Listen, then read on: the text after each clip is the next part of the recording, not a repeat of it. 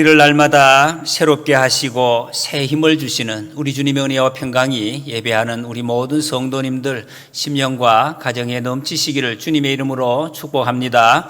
오늘 말씀의 제목은 이리로 올라오라입니다. 우리 예수님께서 사도 요한을 통해서 환상 가운데 주신 말씀입니다. 오늘 이 시간에 우리에게도 이렇게 말씀하십니다. 하늘에서 우리에게 이리로 올라오라고 주님이 말씀하십니다. 요한계시록은 이미 우리가 들은 대로 좀 더 힘들게 고난 가운데서 믿음을 지키고 살아가는 성도들에게 힘을 내라고 위로를 주시기 위해서 위로의 말씀으로 주신 책이 바로 요한계시록입니다. 오늘 본문 말씀은 어떻게 위로를 하시는가? 하나님의 모습을 보여주심으로 위로하십니다. 아무리 힘들어도 괴로워도 세상이 아무리 캄캄한 것 같아도 하나님을 만난 사람은 능히 이겨나갈 수 있기 때문에 하나님을 보여주고 있습니다. 4장은 성부 하나님에 대한 그런 내용입니다.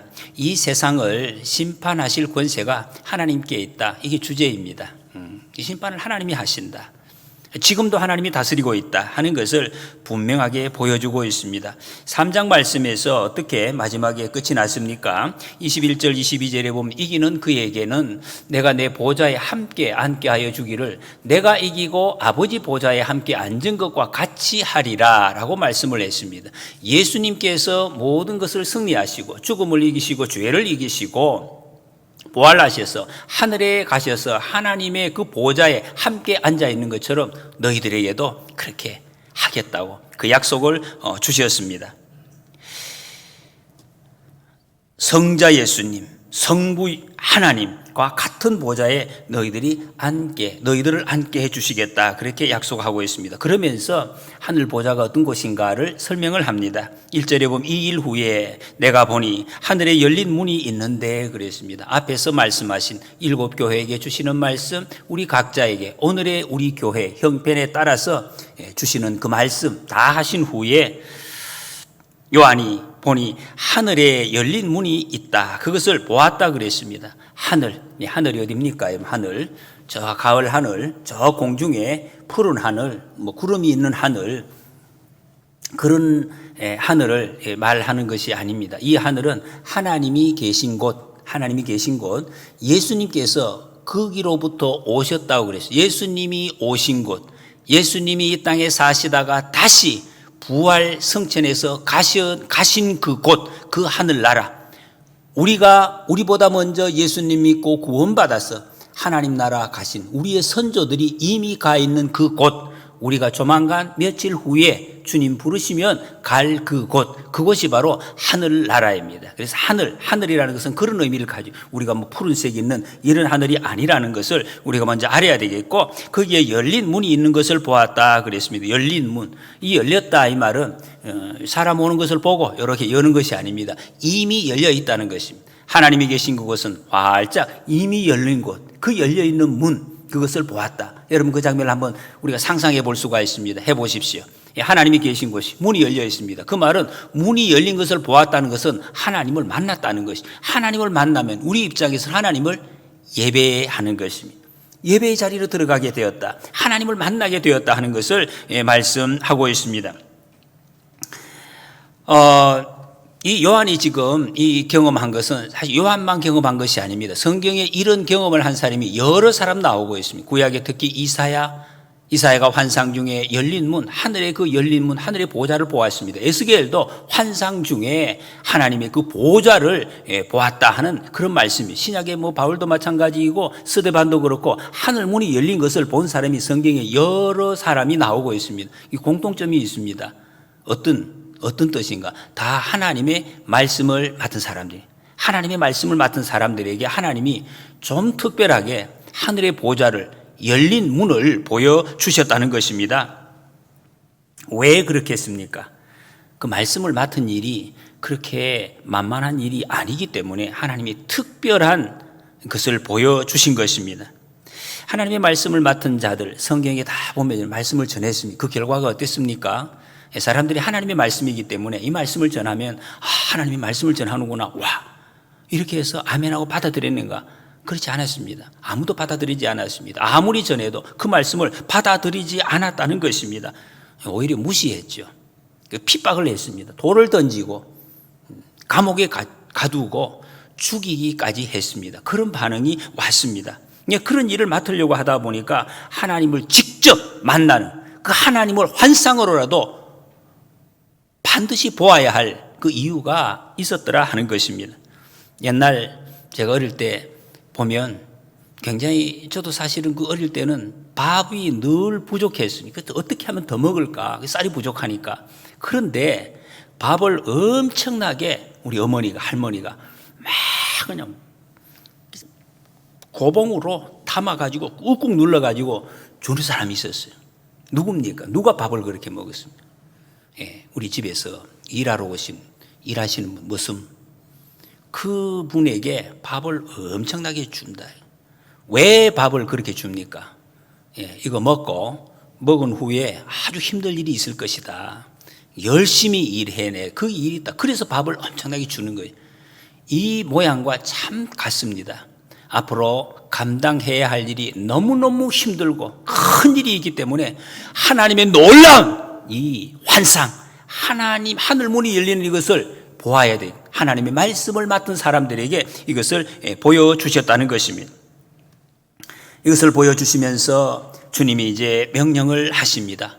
안 될 줄을 알면서 일을 맡겨주시는 것. 여러분 이 앞뒤가 맞습니까? 해봐라. 열심히 해. 쉽지 않다. 그래서 용기를 내야 된다. 세상을 다스리는 것이 세상의 권세가 아니다. 저 황제가 아니다. 나다. 하나님이 바로 세상을 다스리고 반드시 심판할 것이다. 그러니까 용기를 잃지 말고 열심히 해라. 그런데 너희들이 열심히 말씀을 전하면은 막 열심히 돌이키고 할 사람 없다. 없다 해. 없는데도 열심히 해라. 어쨌든 네 일을 열심히 해라. 이렇게 지금 하나님이 말씀하십니다. 왜 하나님이 이런 말씀을 하십니까? 하나님의 능력 있게 잘 되게 하셔야지. 아무리 전해도 반응이 없을 것이다. 핍박할 것이다. 그래도 열심히 해라. 여러분 이게 말씀이 맞는 것 같습니까? 우리 생각에는 그렇게 안 맞는 것 같습니다. 근데 하나님 하시는 일입니다. 이해가 안 되지 우리는. 지금도 그렇게 하고 계십니다. 패역한 인간 우리 들어도 순종하지 않고 또 뻗나가고 또 안 믿고 또 벗어나는 우리를 하나님은 계속해서 거듭 말씀해 주시고 사랑해 주시고 선지자를 보내주시고 주의 종들을 세워서 또 말씀해 주시고 하나님의 변함없는 끊임없는 사랑 그거 지금 보여주고 있습니다. 포기하지 않으시는 하나님의 모습. 에스겔을 보내시고 이사야를 보내시고 해도 안 되니까 결국에는 하나님의 아들 예수 그리스도를 보내주셨습니다. 예수님이 공생의 사역 시작하시면서 세례 받으실 때 그때 하늘 문이 열리는 그런 장면이 있었습니다. 그것을 보시고 너는 내 사랑하는 아들이라 내 기뻐하는 자라 너희는 저의 말을 들을지어다 말씀을 듣고 나서 예수님이 제일 먼저 선포한 그 말씀이 회개하라 천국이 가까이 왔느니라 이 말씀이었습니다. 그때부터 이제 예수님께서 이 본격적인 사역이 시작되는 것입니다. 이사야와 에스겔이 선포했던 그 말씀 그때는 가능성 없었습니다. 여러분 구약 성경 읽을 때 어떤 느낌을 받았습니까? 통독하시고 지금 계속해서 써나가시는 그 부분 쓰시는 분 계십니까? 여러분? 너무 정말 가슴이 답답해요. 그 예언서 여러분. 그렇게 목숨을 걸고 전하는데 어떻게 사람들은 그렇게도 그 말을 듣지 않을까? 그렇게 무시할까? 한 번도 아니고 끝까지 그런 생각이 들어요. 그게 바로 이사야, 에스겔 이런 선지자들의 삶이었습니다. 이들의 그 사역이 예수 그리스도 안에서 열매를 맺는 거예요. 구원함을 얻는 거예요. 그리고 그것이 완성되는 것, 이것이 요한을 통해서 오늘 보여주고 있습니다. 그러면 여러분 옛날에 이전에 하나님의 말씀을 선포했던 이사야와 에스겔 같은 선지자들 그 사역은 무엇입니까? 여러분? 하다가 결국에 열매들 없이 죽었습니다. 실패한 것입니까? 석공이 여러 망치질을 합니다. 한 번, 두 번, 세 번 계속 두드리고 10번, 20번. 근데 100번째 그 망치를 맞고 돌이 둘로 쫙 갈라졌습니다. 그러면 그 망치질이 100번째 한 망치질이 정말 망치질인가? 그 앞에 20번 하고 50번 하고 60번 한 망치질은 뭡니까? 그게 실패한 것입니까? 네, 그것이 아니죠, 여러분. 내가 지금 하고 있는 망치질이 의미가 있는지 없는지 그것을 확인하기 위해서는 그 100번째 망치질로 결정이 되는 거예요. 확인이 되는 것입니다. 요한이 들은 음성, 그 말씀 1절에 이리로 올라오라. 이후에 마땅히 일어날 일들을 내가 네게 보이리라고 말씀하고 있습니다. 마땅히 이후의 말, 지금이 아니라 하나님이 지금 우리에게 말씀하시고 싶은 것이 바로 이것입니다. 마땅히 당연히 있어야 돼요.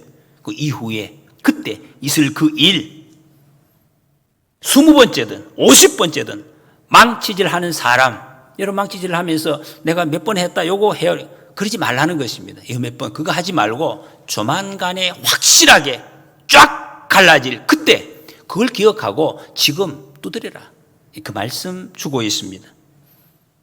우리가 알아야 될 것은 100번째 망치질에 갈라진 그 결과입니다. 영혼의 관점에서 지금을 볼 수 있어야 된다 하는 것입니다. 여러분 지금 이 시간 여러분과 제가 하고 있는 이 행동, 이 모습, 이 마음, 그거 너무 그게 집착하지 말라는 것입니다. 이것이 하루 이틀 조만간 반드시 있어질 그 일, 그것을 생각하고 지금을 담대하게 살아가라 말씀하고 있습니다. 우리가 알아야 될 것, 그 마지막 결과입니다.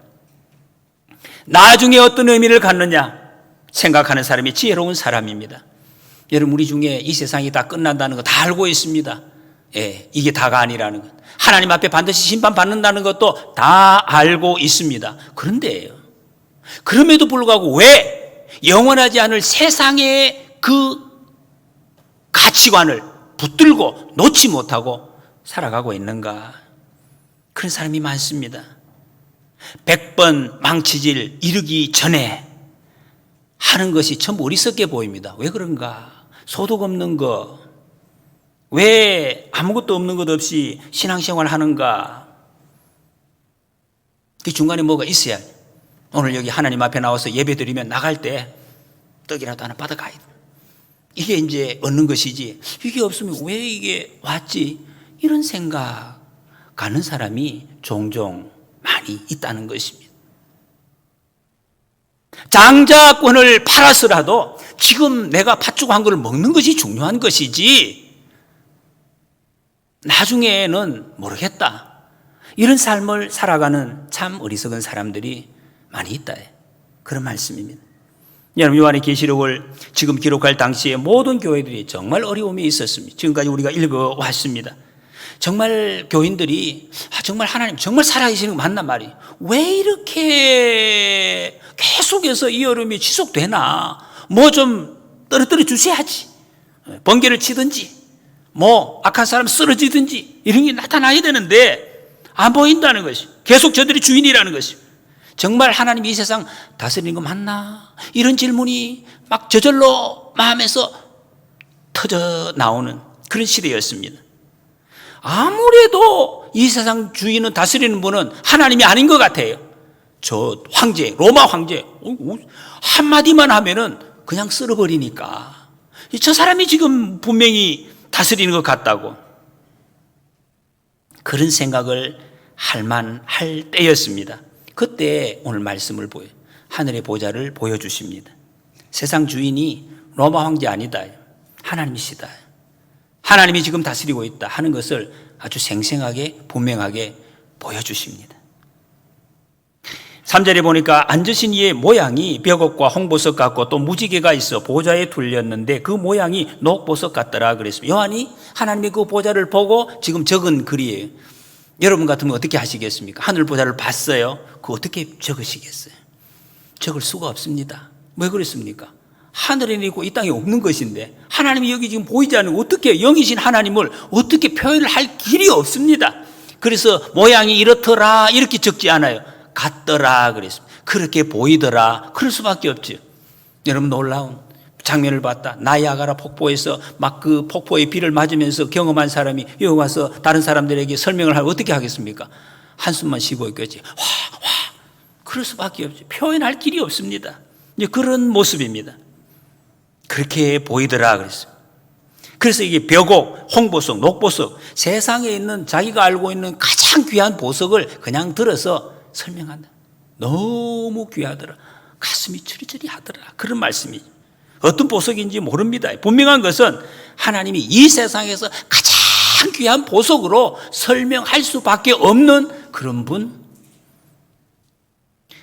어쨌든 여러분, 본문이 말씀하고자 하는 것은 하늘 보좌에 앉으신 하나님의 생김새가 아닙니다. 꼭 그런 사람들이 가끔씩 있어요. 이 하나님 생김새가 어떻다 하더나 청보석 아니야, 녹보석이야. 관계가 없습니다. 지금 그걸 말씀하는 게 아닙니다, 여러분.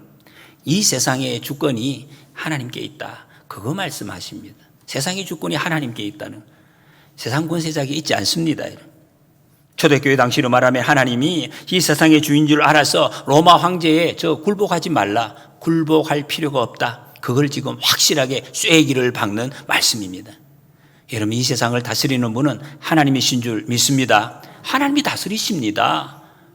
하나님이 다스리십니다. 우리한테 적용을 시키면 세상과 타협하지 말라는 것입니다. 자꾸 약해서 오늘 이거 뭐 안 하면 안 돼. 큰일 나지 않습니다. 하나님이 다스리십니다.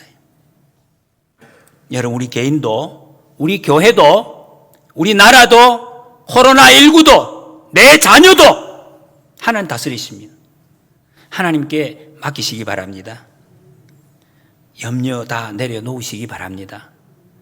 아멘 소리로 굉장히 작으시고, 하나님께 맡기시기 바랍니다. 하나님께 염려를 다 내려놓으시기 바랍니다.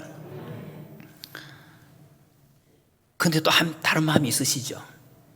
제가 수년 전에 제가 신학교 다닐 때 정말 막 숙제도 많고 책을 읽어야 될 게 너무너무 많아가지고 너무 마음이 부담이 돼요. 언제 이게 책을 다 읽어 숙제를 하느냐. 그래가지고 휴가 때, 잠시방학 때 제가 며칠 동안 무슨 4차원인지 5차원인지 속독 학원을 간 적이 있어요. 속독 학원에. 빨리 읽어가지고 책을 해내야 되겠다고 갔어요. 그거 가르쳐 주더라고요. 어떻게 순식간에 쫙쫙쫙 읽어가지고 쫙쫙쫙 넘기면서 읽는 방법을. 근데 그거를 며칠 동안 훈련했는데 잘 안 되더라고요. 그게.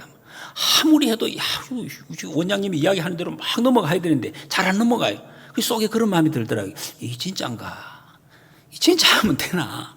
이 원장님은 진짜 되나? 막 이런 생각이 자꾸 들었어요. 그래서 원장실에 찾아갔어요. 원장님, 나는 안 되는데 원장님 한번 해보세요. 내가 이거 해보세요. 이게 진짜 되는가? 그런 생각이 있더란 말이에요. 저하고 조금 친하게 지내는 어떤 분이 신앙생활을 열심히 하는 분은 아니고, 친하니까 그런 말을, 목사에게 또 잘 못하는 말이 있잖아요. 제가 이게 다 맡기시라고, 하나님이 다스리신다고 다 맡기시라고, 목사님은 그게 됩니까? 이런 이야기 하더라고요. 얼마나 답답하면 그런 질문을 하겠습니까? 아무래도 안 맡기지니까 아마 그런 말을 하지 않았는가. 여러분, 하나님이 이 세상의 주인이십니다. 이 세상을 심판하십니다. 우리 하나님께 다 맡기시기 바랍니다. 염려를 다 맡기시기 바랍니다. 하나님이 그거 맡겨주십니다. 그리고 이 말씀은 우리에게 또 이렇게 물으시는 말씀입니다. 보좌. 이 보좌에 누가 앉아있느냐? 네가 보좌에 앉아있느냐? 내가 앉아있느냐? 하나님이 물으십니다. 여러분, 우리 인생의 보좌에 내가 앉아있으면 잘할 것 같죠? 내가 운전하고, 운전대로 이런 것도, 내가 운전하고 내가 하면은 하나님이 그거 하지 말라고 하십니다. 하나님이 운전하시겠다고. 그 주인이 누구냐 말이에요. 내 영광을 위해서 사느냐, 내 영광을 위해서 사느냐. 우리는 하나님의 백성입니다. 하나님의 자녀입니다. 그렇다는 것은 하나님의 순종하는 사람, 하나님의 백성, 하나님 말씀대로 순종하며 살아가는 사람이에요. 그러면 하나님이 우리 인생을 책임지시겠다는 거예요. 여러분, 내가 운전하면 위험하잖아요. 그거 할 수 없어요. 사탄을 이길 수가 없단 말입니다. 그래서 하나님께 맡기라는 거예요. 하나님이 해주시겠다는. 근데 우리는 자꾸 내가 잡아야 되겠다고. 그렇게 되면 주님 종말의 날에 우리에게 있을 부은 것이 없습니다. 주님 하면서 기대할 것이 없다는 거예요. 소망이 없습니다. 여러분, 이 하나님을 우리가 알고 하나님을 경배하는 저와 여러분들이 되시기를 축복합니다. 4절에 보면 또 보좌에 들려 24보좌들이 있고 그 보좌들 위에 24장로들이 흰옷을 입고 머리에 금관을 쓰고 앉았더라 그랬습니다. 욥기 1장에 보면 하나님과 사탄이 대화하는 그런 장면이 나와요. 하나님께서 물었습니다. 네가 어디 갔다 왔느냐 그랬더니 사탄이 이야기를 합니다. 내가 세상에 두루두루 다니다가 여기 왔나이다 그랬어요. 하나님이 회의를 하는데 그 앞에서 사탄이 막 참여해서 같이 있는 것처럼 그렇게 보입니다. 그럴 수가 없죠. 사탄이 어떻게 하나님의 청상에 갈 수가 있습니까? 그런 수가 없는데 사람이 알아들을 수 있도록 그렇게 지금 표현을 하고 있습니다. 오늘 본 말씀도 그런 것입니다. 이 다음에 우리가 천국에 가면은 하나님 보좌 그 주변에 24장로들이 자리를 잡고 거기에 앉아 있는가? 그런 모습은 아닙니다. 우리가 지금 알 수 있는 모습으로 지금 설명을 하고 있습니다. 24장로가 누구인가? 여기에 대한 해석은 성경에 분명한 것이 나오지 않습니다. 이게 아마 천국 가서 분명하게 될 텐데, 그러나 성경에 있는 여러 가지 말씀의 정황으로 비추어 볼 때는 하나님 앞에 구원받은 바른 성도의 대표들이 바로 24장로라고 할 수가 있습니다. 신구약 교회를 총칭하는 숫자. 이 계시록 21장에 보면 새 예루살렘이 나옵니다. 거기 새 예루살렘의 모습 중에서 12문이 있습니다. 12진주문. 그 진주문에 12지파의 이름이 새겨져 있다 그랬습니다. 그리고 이 12 기초석이 있는데 그 기초석에는 신약의 12사도의 이름이 거기에 기록되어 있다. 그러니까 구약의 믿음의 대표, 신약의 믿음의 대표, 이게 합쳐서 24명입니다. 24 장로. 그러니까 하나님의 성도들의 대표를 상징한다. 이렇게 일반적으로 우리가 보고 있습니다. 24장로가 하나님의 영광에 참여하면서 하나님을 섬기는 자들입니다. 이 보좌에 앉아 있다 그래서 보좌. 이런 보좌를 아무 의자나 보좌라고 말하지 않잖아요. 왕이 앉는 의자. 거기에 앉아 있다는 것입니다. 10절 11절에 보면 장로들이 예배하는 내용이 나옵니다. 제사장이죠. 예배하는 거. 그게 제사장. 왕이면서 제사장. 왕 같은 제사장. 베드로전서에 말씀하는 것처럼 우리 성도들입니다. 우리가 왕 같은 제사장. 우리가 그 모습으로 앉게 될 것이다. 우리가 읽어온 앞에 이 계시록 1장에서 3장에 보면 서머나 교회에 대해서 말씀할 때 죽도록 충성하면 생명의 관을 주시겠다 그랬습니다. 그 생명의 관을 지금 장로들이 받았잖아요. 그러니까 이들은 죽도록 충성한 사람들인 것을 알 수가 있습니다. 4대 교회에 말씀할 때 이기는 자는 흰옷을 입는다. 라우디게아 교회에서는 이기는 자가 또 보좌에 앉게 해주시겠다 말씀이에요. 흰옷을 입고 24장로들이 보좌에 앉아 있습니다. 그러니까 이들은 영적으로 승리한 사람, 하나님 앞에 예배를 이겨낸 사람, 세상을 이긴 사람들, 성도들의 모습인 것을 알 수가 있습니다. 그러니까 하나님 백성 전체를 대표하는 사람인 거죠. 영광스러운 모습으로 변했습니다. 우리가 하늘 보좌를 둘러싸고 세세무궁토록 하나님을 예배하면서 주님과 더불어서 영원히 이 우주를 통치하게 될 것입니다. 이 모습이 우리가 조만간에 입게 될 이런 그 신분인 것을 보여주고 있습니다. 여러분, 흰옷을 입었다. 거룩한 것이, 완전히 거룩한 것입니다. 또 이 면류관을 썼다. 영광스러움을 나타내고 있습니다. 사람이 어떻게 완전한 거룩함, 완전한 영광에 들어갈 수가 있습니까? 무엇을 통해서? 물론 예수 그리스도의 보혈을 통해서 그렇게 됩니다. 그 영광을 어떻게 얻을 수가 있는가? 오늘 본문에서는 예배. 거룩을 추구하는 우리가 거룩하고 영광스러운 주님과 주님 앞에 예배할 때에 온전한 거룩함으로 변해간다는, 여러분, 예배가 그런 것입니다. 예배가 그런 것입니다. 그래서 여러분, 성도가 예배에 목숨을 건다, 이런 용어가 나오는 거예요. 왜? 예배를 통해서 우리의 몸이, 영이, 삶이 거룩해지기 때문에, 온전해지기 때문에, 영광스럽게 되기 때문에 그렇습니다. 2차 대전이 터졌을 때 영국 정부가 국민의 그때 당시에 큰 존경을 받던 이 윌리엄 템플 감독을 초청해서 라디오에 메시지를 부탁을 했습니다. 이분이 메시지 서두에서 이런 말을 합니다. 국민 여러분, 지금은 다른 어떤 때보다 전능하신 하나님께 예배해야 할 때입니다. 이렇게 호소를 했습니다. 얼핏 보면 전쟁이 났는데 얼마나 위급한 순간입니까? 우리 모두 군사들이 힘을 낼 수 있도록 기도합시다. 무기를 어떻게 좀 모아 줍시다. 이렇게 이야기할 법한데 그렇게 예배해야. 왜 그럴까요, 여러분? 예배와 전쟁이 무슨 관계가 있습니까? 예배에서 넘치는 은혜를 경험하지 못하면 아무리 훌륭한 무기를 들고도 그 군사는 일어날 수가 없어요. 싸울 수가 없다는 것입니다. 쓰러진다는 것이.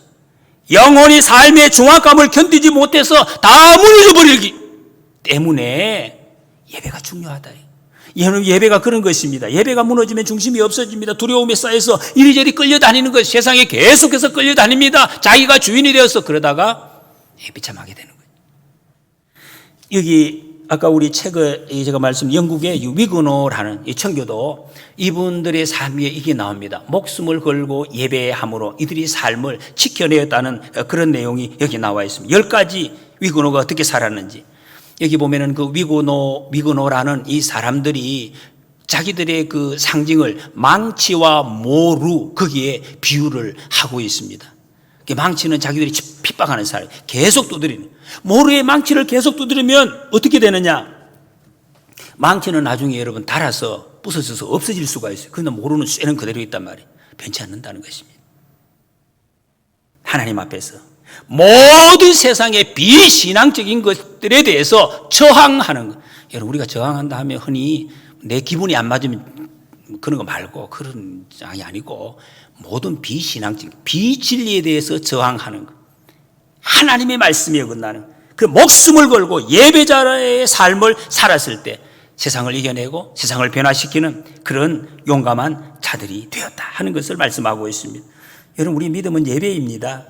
우리가 보좌에 앉으신 하나님을 예배할 때 우리 현실의 아픔, 힘든 거 그거 이겨낼 수가 있습니다. 그리 예배 드리는 것입니다. 예배가 이러면 그런 것입니다. 우리가 살다가 상처가 생겨도 아픔이 있어도 이겨낼 수가 있습니다. 세상이 주는 어떤 그 좌절, 절망 이겨낼 수 있는 지혜와 힘이 예배에서 나온다는 것입니다. 예배입니다. 예배를 바로 드리지 못하면 이런 힘을 가질 수가 없습니다.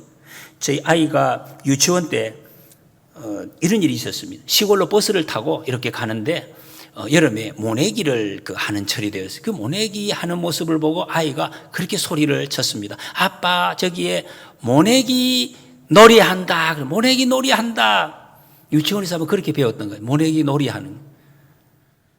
맞지요, 여러분? 참 아이스러운 표현입니다. 그러나 그 아이는 정말 아이죠. 그 모내기의 실상을 모르는 거죠. 여러분, 모내기가 그냥 놀이하는 게 아니잖아요. 얼마나 힘듭니까? 그 심을 때 그 마음이 생명을 심는 거죠. 이게 살으라고 생명을 심는 것이고 조만간에 여기서 열려질 그 풍성한 열매를 상상하면서 심는 것이 생명이 있고 삶이 있고 그게 능력인 거죠. 그런데 아이는 그냥 그 겉모습만 보는 거예요. 놀이로 본다는 거예요. 여러분, 혹시 주님은 우리를 어린 아이의 신앙에 머무르지 말라고 하십니다. 놀이. 우리가 예배하는 것을 혹시나 종교 놀이, 좋은 사람들끼리 모여서 좋은 곳에서 찬양 듣고 혹시 그런 것으로 생각하는 분이 계시지 않는지. 예배를 통해서 진행되는 생명의 역사, 이 예배를 통해서 맺어질 그 생명의 능력의 열매들 그거 보지 못하고 그러면 안 된다는 것입니다. 이거 진정한 예배가 아닙니다. 여러분, 이렇게만 보면 이 천상의 분위기가 굉장히 화려하고 장엄합니다. 그때 그곳에서 번개와 우레 소리가 났다 그랬습니다. 성경에 여러 군데 이런 표현이 있습니다. 모세가 십계명의 돌판을 받을 때에 우레와 번개와 큰 나팔 소리가 들렸습니다. 하나님이 임재하실 때 같이 따라오는 것이 소리입니다. 여러분, 하나님이 나타나시는데 무슨 소리 난다고 하나님이 나오시고 안 난다 그런 건 아니죠. 여러분, 그런 거 아니에요. 그런데 소리가 난 것입니다. 우리 대통령이나 위대한 사람들 나타나면은 여러분 이게 군 악대가 막 울립니다. 그때 여러분 TV 카메라나 사람들이 어디에 초점을 둡니까? 악대가 막 소리 나니까 와, 악대 연주 잘하네. 아무도 그렇게 이야기하는 사람은 없습니다. 그 소리를 듣고 초점은 대통령. 거기에 초점이 있습니다. 하나님의 말씀의 내용이 어떠냐, 어떤 말씀, 그 내용이 아니라 그 말씀하시는 하나님, 그 하나님이 중요한 거죠. 세상에 우리 눈에 보이는 어떤 상황, 지금 눈앞에 벌어지고 있는 어떤 일들, 이게 무슨 일인가? 그것보다 더 중요한 거, 그 뒤에서 이 일을 다스리고 계시는 그 하나님 생각하라, 집중하라. 지금 그걸 말씀하고 있습니다.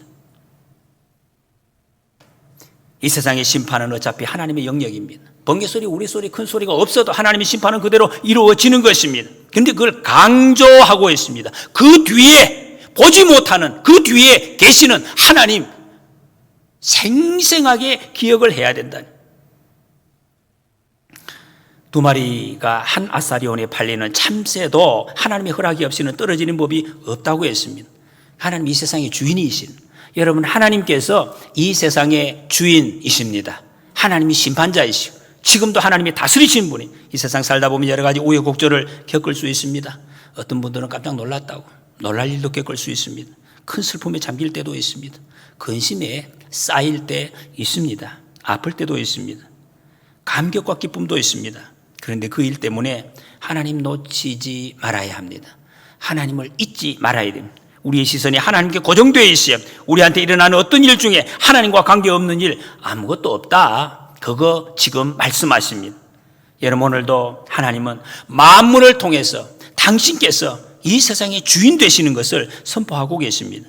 이 하나님을 예배함으로 우리를 짓누르는 세상의 풍파로 인해서 근심과 슬픔 다 이겨내고 세상이 주는 헛된 욕망에서 자유함을 얻으시고 생명과 영광의 삶에 연결되는 하늘에 연결되는 천상의 예배를 준비해 가시는 저와 여러분들이 되시기를 주님의 이름으로 간절히 소원합니다.